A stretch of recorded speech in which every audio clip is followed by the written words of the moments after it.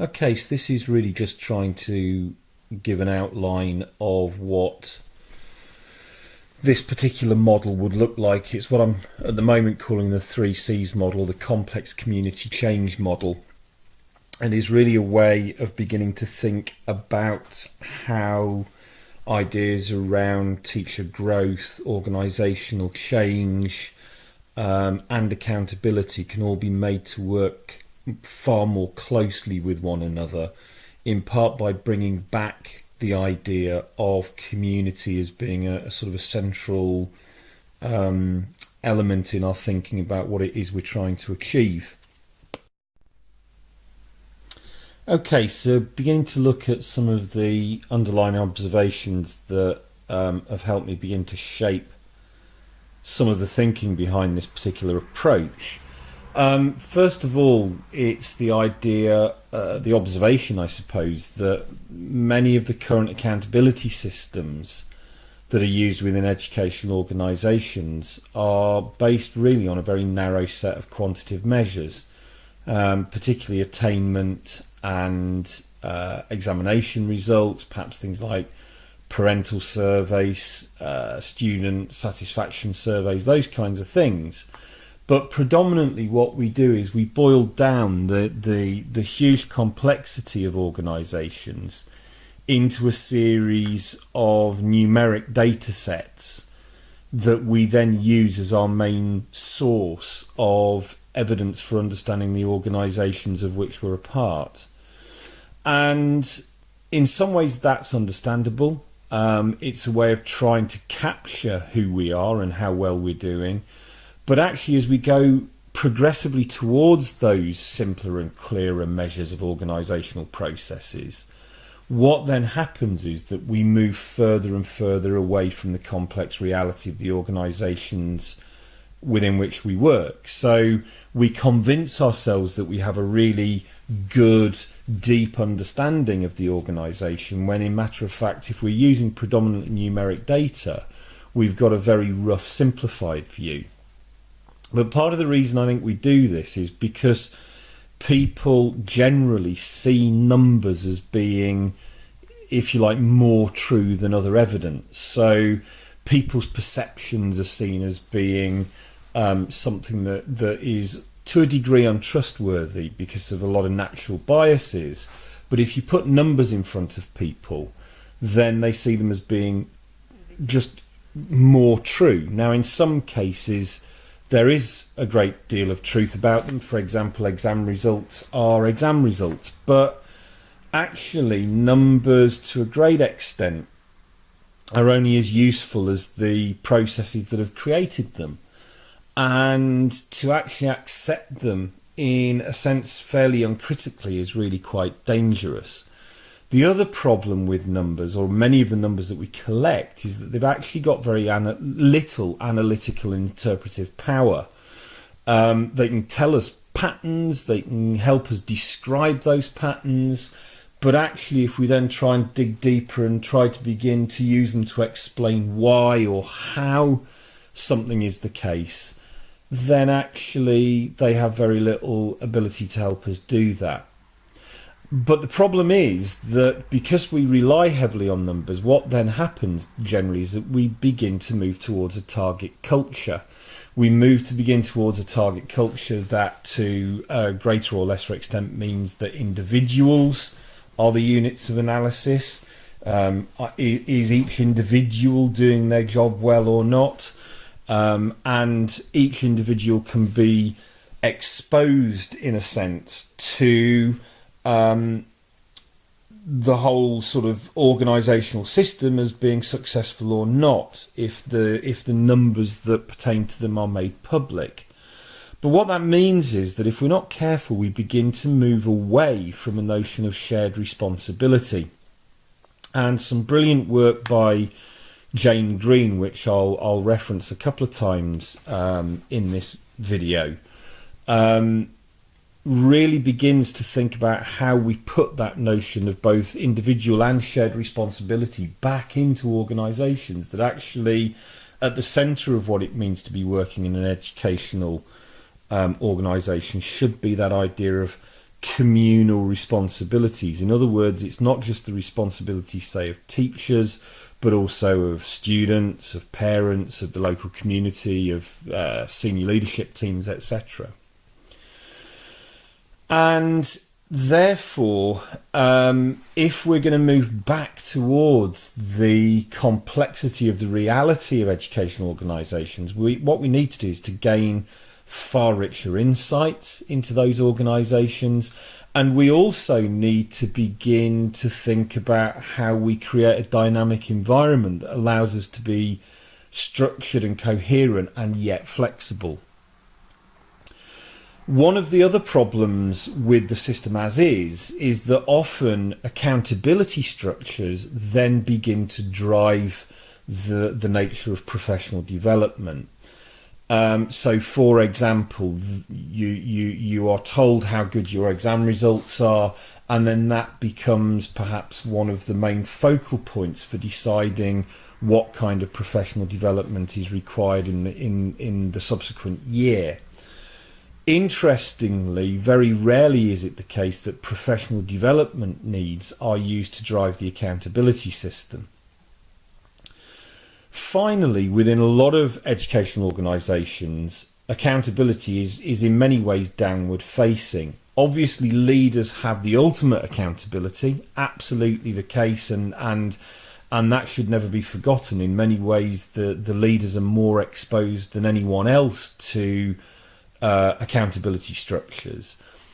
But actually, if you begin to look at how accountability goes down through an organisation, then in many ways it's downward facing. In other words, the leaders are the people who are developing accountability structures in things like performance management. They'll performance manage the people in the tier below them, who'll performance manage the people in the tier below them, and therefore it very much begins to feel like accountability structures are trickling down and producing pressure on those further down the organisation, without any flow in the opposite direction. How, for example, as a lecturer or a classroom teacher or a learning support assistant, can you actually in any way hold those above you to account?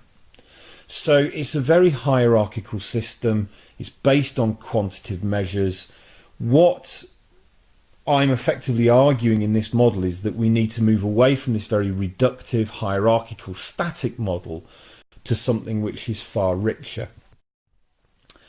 And therefore, some of the underlying principles of this 3Cs model, complex community change model, is first of all to actually try to bring back in the idea that much of the work that's going on in schools is actually very complex in nature. Not all of it is. Some is complicated, some is relatively straightforward, linear and simple, but much of it is complex in nature. And therefore, two things that we need to think about in terms of how we understand that complexity is, first of all, we need to get a much richer understanding of our organisations. We need to get a richer reflection of what's going on. But also we need a more consistent flow of insight, rather than perhaps having a system that starts at the start of the year with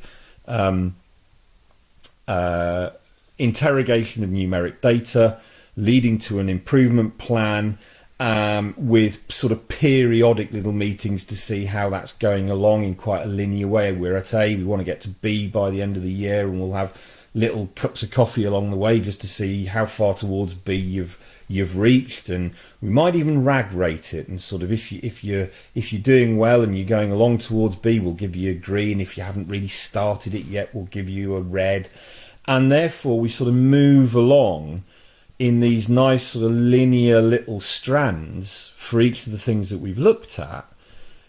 But actually, what happens if 2-3 months in things begin to change, and actually that's no longer the kind of thing you want to be doing? What begins to happen is that we begin to see, or we begin to work organisations as if they're very, very static, rather than thinking about getting constant flows of insight, because actually what we're in is in a rapidly evolving, very dynamic environment.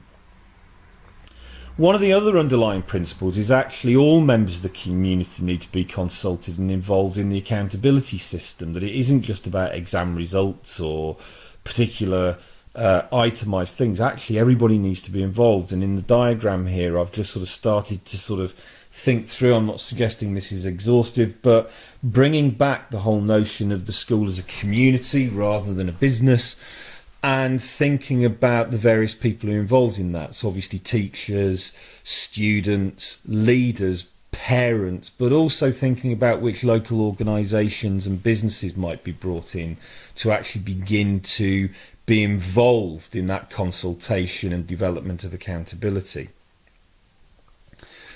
One of the things that I'm not suggesting is that numbers are not worthwhile, and certainly one of the things we need to do is we need to collect quantitative information, absolutely, but what we then need to do is actually use that in conjunction with or as the basis for discussion, dialogue and narrative. We need a mixed methods approach where we're getting numbers, but then we are gaining a much richer landscape of information by using other ways of collecting information so that we can get a richer view of ourselves, but also doing this on a regular basis so that we can act in a dynamic manner.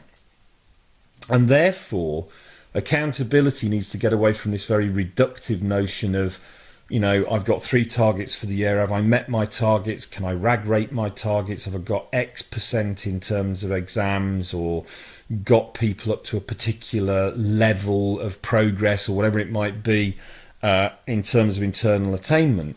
And actually move more towards accountability being the basis for shared responsibility. What are the things that we as a community need to develop? Who has the responsibility for what? What are the responsibilities that people have to move that forward? But also bringing in notions of innovation as well. One of the problems with very hierarchical managerialist views of the world is that they can quite often stifle a huge amount of innovation. And one of the ways of doing this, as I'll explain in a second, is through this idea of whole school workshops and what I'm calling sort of individual responsibility discussions to consider ways forward, and more of that in a second.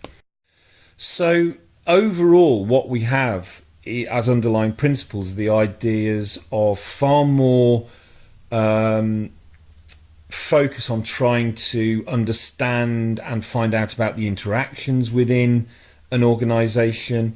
It's about creating narratives, developing narratives as elements of data, but also numeric data and other forms of data to actually help us develop those rich pictures, getting lots of perspectives so that we have the ability within a dynamic system to understand new ways of working as we're going through, say, the course of a year, so that we can begin to get the emergence of new practice.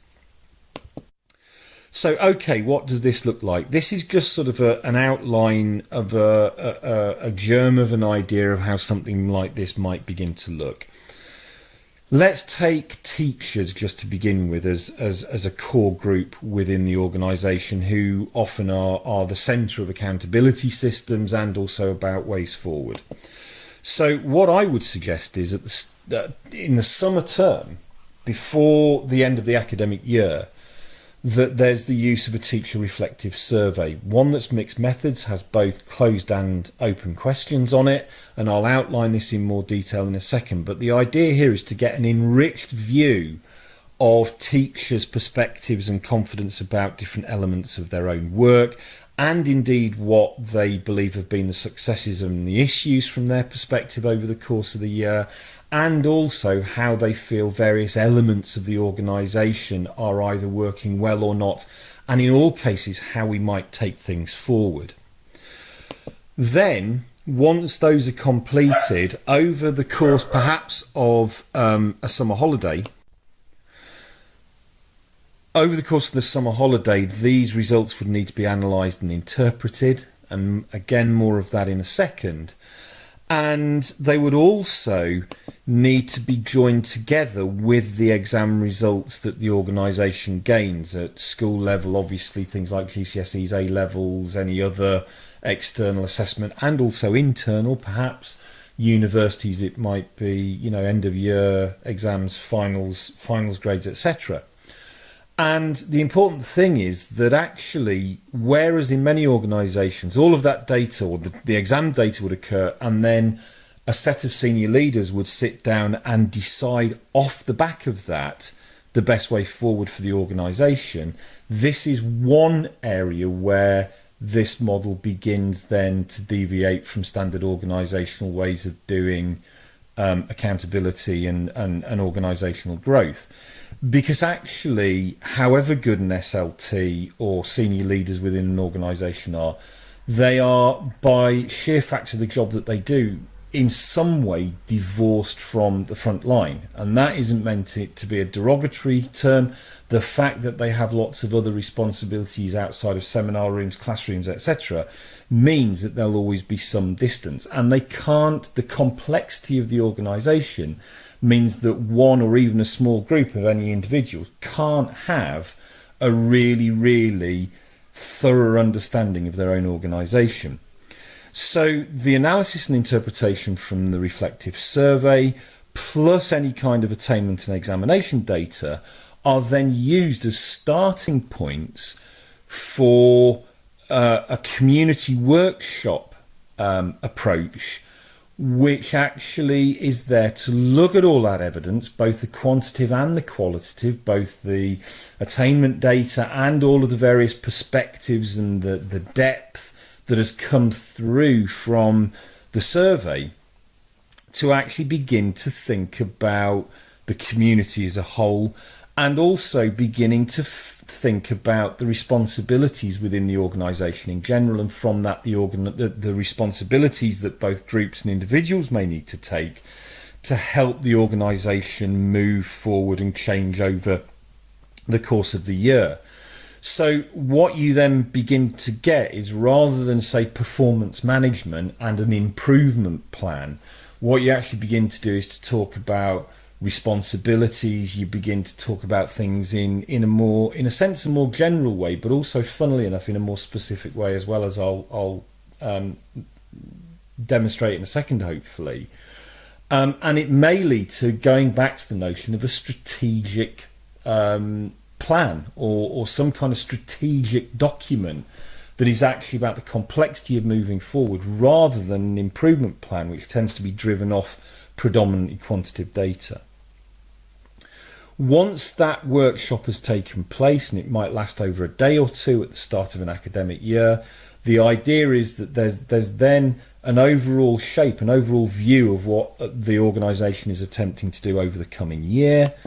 And that then leads into, I mean, it's a bit clunky at the moment. What at the moment I'm calling individual annual responsibilities and growth discussions.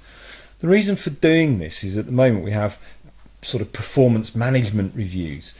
And one of the issues that Jane Green picks up that I totally agree with is actually performance management of teachers, for example, allows them to delegate responsibility as a professional.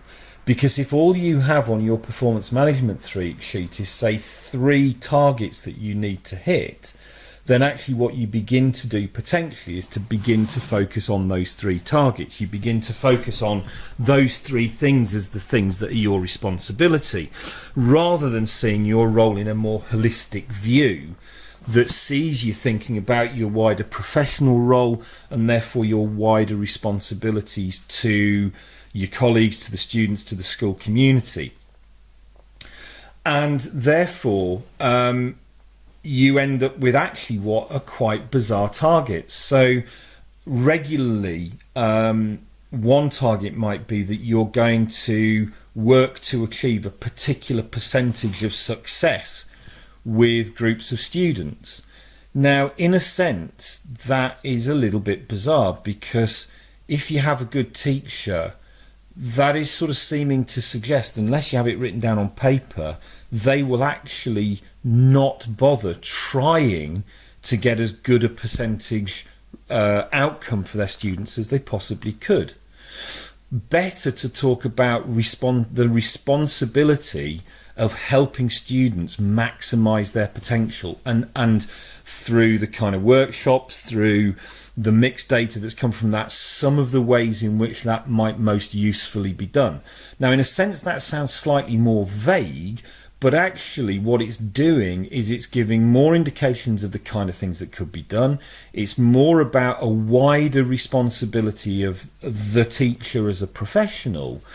And also what it allows us to do is begin to think, well, okay, then, what therefore not only are your responsibilities in trying to maximise those potentials, but what are the responsibilities do you feel that your department should have in supporting you to actually take on those responsibilities properly? What responsibilities does the school, the wider community, the parents, etc. have, do you feel, in helping you get to the stage where you feel that you are able to meet your professional responsibilities? So it actually makes it more critical and holistic as long as it's treated carefully. What it also does by looking at that is by throwing it back through to the organisation, it becomes also not only about what my responsibilities are, but what the responsibilities of the organisation and others in the organisation are in helping me achieve that, particularly in terms of, say, continued professional development and learning, etc. So those meetings can then begin to discuss where people are going, what they're attempting to do, how they're going to develop and grow their own work in a way that helps them meet the responsibilities they've got.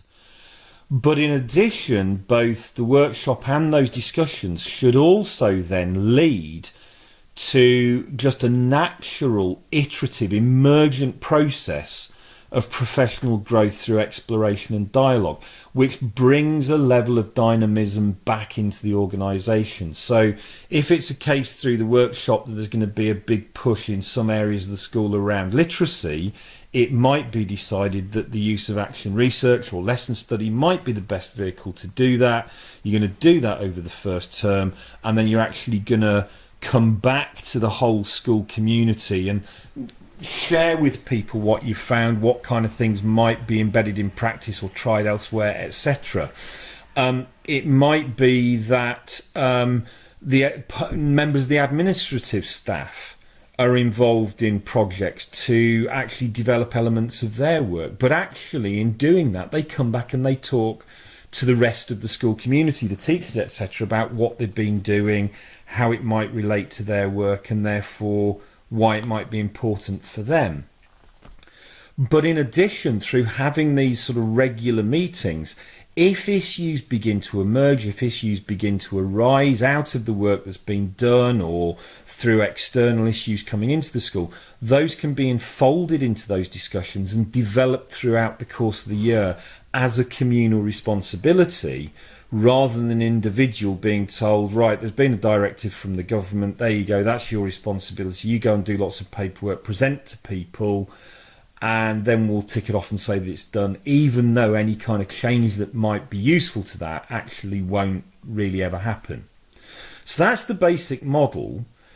We've talked about sort of teacher reflective surveys. Once that starts embedding in and the culture amongst the teachers begin to change, then what we can also do is begin to add similar surveys for parents and for students and also for leaders and local community, so that actually the analysis, the interpretation of where the organisation is becomes richer and richer as those issues are thought through and developed over time in a sustainable way to bring quite major organisational shift. But what this is doing is that it's actually giving both a lot more responsibility, but also a lot flatter structure within the organisation, that everybody becomes involved in sensing and thinking about where tensions might be, about how things might begin to change, so that there's a distributed set of responsibilities rather than a single individual or small group constantly making all of the decisions and perhaps making decisions that other people sense don't necessarily work particularly well. A really good read on this is a book called Holacracy, The Revolutionary Management System That Abolishes Hierarchy by Brian Robertson, where he's talking about the idea that organisations are incredibly complex, that an individual might sense an issue or a tension, but if they're low down the organisation, normally there's no way for that to become more generally known. There's no way in which that sensing of an issue can actually begin to trickle back into the whole organisation, and therefore might be lost until actually it becomes a major issue 9 months later, when it's a case of all hands on deck from senior leaders, etc. So just going into sort of like a level of detail, just to give an example of what one of these surveys might look like, really. And obviously they would, the detail would look different for each sort of group within the community. But for the teacher reflective survey, the way that this might be developed is, first of all, to have a 30-item rater scale at the start of the system based around pedagogic literacy, to give a more holistic view of how the teacher body sees itself in terms of teaching, learning, curriculum, etc. And I'll come back to that in more detail in a second. At the end of that, ask each teacher to write roughly half a side, just short narrative, which reflects on teaching and learning across the year, given this is happening in the summer term, within their own classrooms, within their own departments, within their reflections on the school. What have been the successes? What have been the issues? What do they feel they've been able to contribute? What do they feel the organisation could focus on more to help them and others around them in their role to do a better job? Then you can decide probably on about 3 or 4 particular things that you're interested in and ask teachers to rate them. Highly perceptual, very qualitative in that sense, but sort of say, well, okay, then if you think about your perception of the practice of teaching within the organisation, what do you reckon it would be out of 100? Learning, what would it be out of 100? Professional support, what the support that you get to develop as a professional, out of 100? And professional responsibilities in terms of, how clear do you think they are? How well do you think you're able to sort of develop your responsibilities and grow your responsibilities out of 100? And then you finish off with a reflection matrix that's community orientated. So you'd have a matrix where down the side you'd have students, teachers, SLT, parents, local community, and along the top in columns, teaching, learning, professional sport, professional responsibilities. And then when you ask a teacher to fill out, say, the column on teaching, all you do is sort of say, can you very, very briefly list or outline 3 things that students could do to help improve teaching, that teachers could do to help improve teaching, that SLT could do to help improve teaching, etc. And then the same for learning, professional support, professional responsibilities. And therefore you get a mixture of focused narrative, free narrative, and numeric data to be able to build a picture about the complexity of teaching and learning within the organisation. Just very, very quickly, pedagogic literacy is this idea of a more holistic view of the work of teachers, and in the centre there is the idea of in-class literacy. So you might have questions about sort of how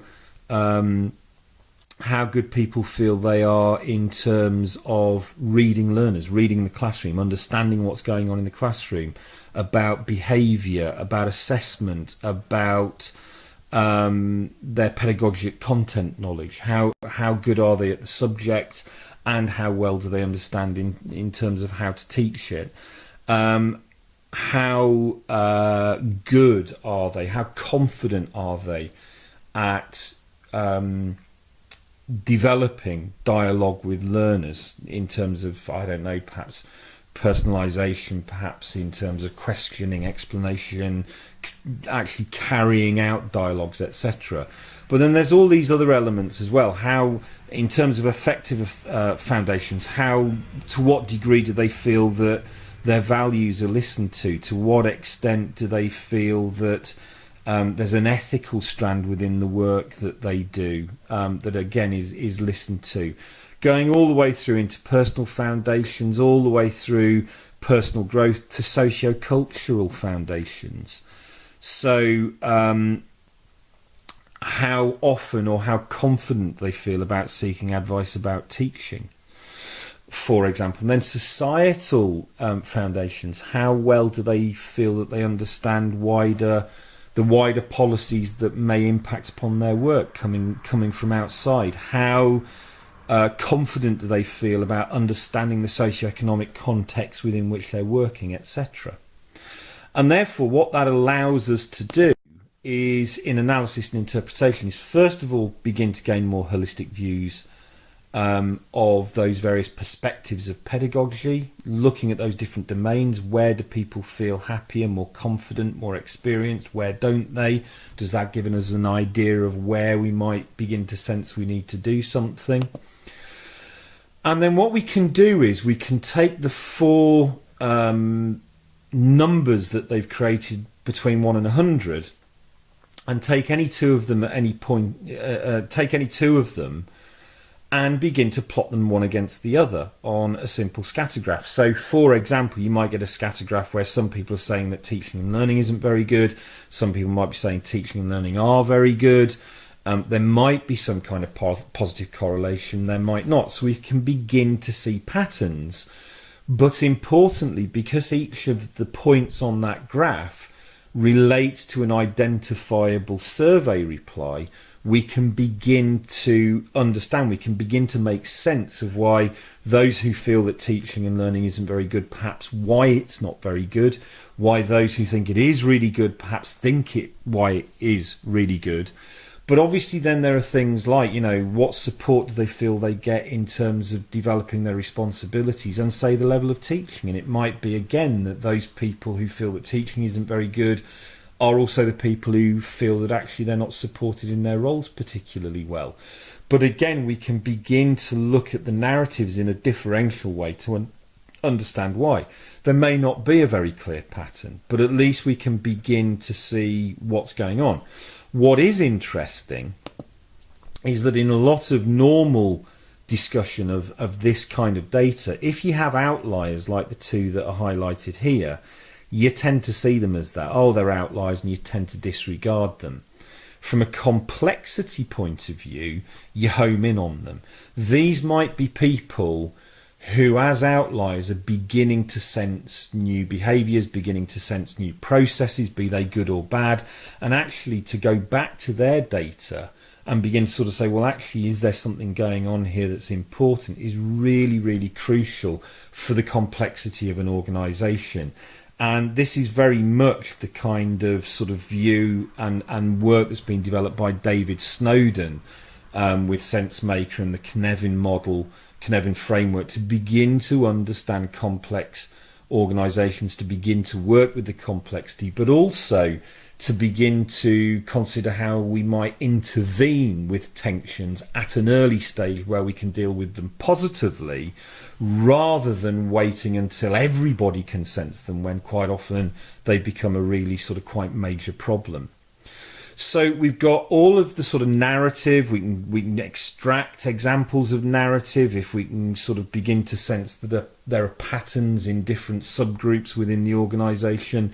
We can look in detail at a holistic view of the pedagogy, and in exactly the same way we could begin to see if there are different dimensions we want to pick up on in terms of student work, parental perspectives, etc.